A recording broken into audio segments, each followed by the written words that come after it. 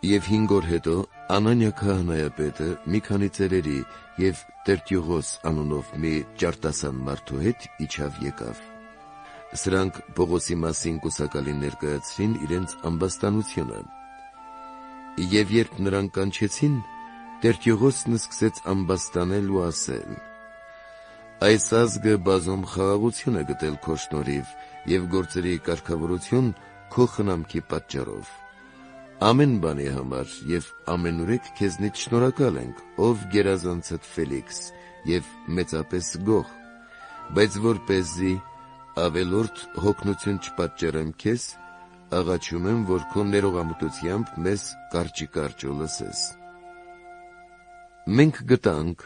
որ այս մարդը ամբողջ աշխարհում գտնվող բոլոր հրեաների ապականողն ու խռովեցնողն է և նազովրեցիների հերձվածի առաջնորդը։ Սա տաճարն իսկ փորձեց պղծել։ Նրան բռնեցինք և ըստ մեր օրենքի ուզեցինք դատել։ Եկավ Լյուսիաս Հազարապետը ու մեծ բռնությամբ մեր ձեռքից հափշտակեց և հրամայեց, որ նրան ամբաստանողներն էլ քեզ մոտ գան։ Նրան դու ինքդ կրկին դատելով կկարողանաս վերահասու լինել այն ամենին, ինչի համար մենք նրան ամբաստանում ենք։